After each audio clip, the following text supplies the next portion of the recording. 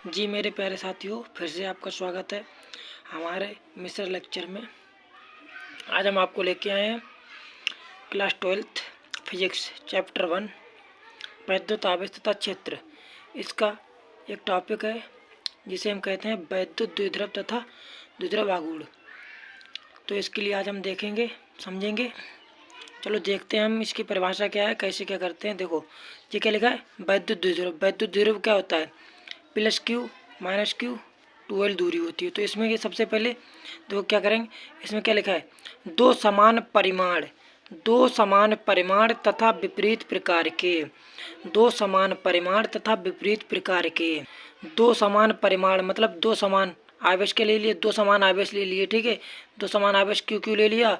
अब विपरीत प्रकार के, विपरीत प्रकार क्या होता है, मतलब एक ऋणावेश एक धनावेश ले लिया। क्या ले लिया, एक ऋणावेश ले लिया एक धनावेश ले लिया। मतलब प्लस का धनावेश होता है धन होता है, और माइनस का ऋणावेश होता है ऋण होता है। तो मैंने एक ऋणात्मक ले लिया एक धनात्मक ले लिया, ठीक है। तो इसमें क्या है, विपरीत प्रकार के आवेशों को एक दूसरे से अल्पतम दूरी पर, एक दूसरे से अल्पतम दूरी या न्यूनतम दूरी, ठीक है, बात एक ही होती है भाई साहब। अल्पतम दूरी पर रखने से जो संरचना बनती है उसे वैद्युत द्विध्रुव कहते हैं। अल्पतम दूरी क्या है, यहाँ से यहाँ तक, इसी क्या हो जाएगी 2L। तो 2L इसकी दूरी क्या है 2L। अल्पतम दूरी पर रखने से जो संरचना बनती है उसे वैद्युत द्विध्रुव कहते हैं। तो इसमें क्या संरचना बनी है जी, तो इसकी दूरी क्या हो जाएगी 2L। तो इसे क्या कहेंगे, वैद्युत द्विध्रुव, ठीक। अब आपके मन में एक विचार बनता होगा कि जी 2L कैसे हो गया, इसका आयल भी हो सकता है।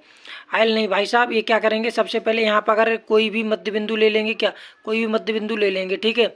मान लिया हमने ये बिंदु ले लिया, तो यहाँ से यहाँ तक की दूरी क्या हो जाएगी आयल, यहाँ से यहाँ तक की दूरी क्या हो जाएगी आयल, जी हो गई आयल, ठीक है। प्लस यहाँ से यहाँ तक की दूरी क्या हो जाएगी आयल, ठीक है, समझ में आ रही है। यहाँ से यहाँ तक की एल हो गई, यहाँ से यहाँ तक की एल हो गई, तो क्या हो जाएगी आयल ऑयल क्या हो जाएगी 2L, ठीक है, समझ में आ रही है। तो ये आपका हो गया था वैद्युत द्विध्रुव। अब हम देखेंगे वैद्युत द्विध्रुव आघूर्ण। तो वैद्युत द्विध्रुव आघूर्ण ये है, तो वैद्युत द्विध्रुव आघूर्ण इसमें क्या होता है, इसमें होता है दोनों आवेशों में से कोई एक आवेश, दोनों आवेशों में से कोई भी एक आवेश, जो भी मैंने बताया था तुम्हारे लिए, ऊपर देखते हैं। देखो दोनों आवेशों में से ये एक आवेश है, एक ये आवेश, दोनों लिए थे, तो दोनों आवेशों में से कोई भी एक आवेश ले लेना, ठीक है। दोनों आवेशों में से कोई एक आवेश तथा उनके बीच की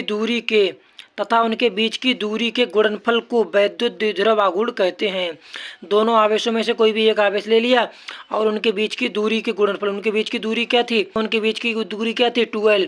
तो 2L, दोनों आवेशों में से कोई एक आवेश तथा उनके बीच की दूरी के गुणनफल को वैद्युत द्विध्रुव आघूर्ण कहते हैं, ठीक है। तो इसे P से प्रदर्शित करते हैं, P से प्रदर्शित करते हैं या दर्शाते हैं, ठीक है। तो क्या हो जाएगा, जब P से इसे दर्शाते हैं तो देखो क्या हो जाएगा, P बराबर Q बताया भी मैंने, दोनों आवेशों में से कोई भी एक आवेश ले लिया Q गुणा 2L, मतलब बता रहा है इसमें दूरी के गुणनफल दूरी क्या है 2L है, गुणनफल कर दिया, ठीक है। या कर देंगे इसी के लिए लिख सकते हैं 2QL, ठीक है, Q इंटू 2L, तो 2QL, ठीक है। अब हम इसके देखेंगे मात्रक क्या होता है, कूलाम मीटर, ठीक है। क्या होता है मात्रक इसका, कूलाम मीटर, ठीक है। इसका मात्रक क्या होता है, कूलाम मीटर। वैद्युत द्विध्रुव आघूर्ण का मात्रक क्या होता है, कूलाम मीटर, या हो जाएगा डिवाई हो जाता है, ठीक है। इसमें तुम समझते हो ये सेंटीमीटर नहीं है, कूलाम से क्या हो जाए सी से कूलाम हो गया, अब मीटर से एम हो गया, ठीक है। सेंटीमीटर नहीं थी, कूलाम मीटर है, ठीक है। सेंटीमीटर जो है स्मॉल में CM बनता है, ठीक है, वो होता है सेंटीमीटर, ठीक। आ रही बात। अब देखो बीमा क्या है, बीमा कैसे निकालेंगे, सबसे पहले हम तुम्हें बताएंगे बीमा कैसे निकालेंगे। बीमा निकालने का सबसे बढ़िया तरीका है, तो इसमें क्या है क्यू है, तो क्यू बराबर क्या होता है, क्यू बराबर IT, ठीक है। तो आई का क्या हो जाएगा मात्रक, आई का मात्रक क्या हो जाएगा एम्पियर, ठीक है। और टी का हो जाएगा टी, ठीक है, गुणा इसके बाद क्या है 2L, आयल हो गया।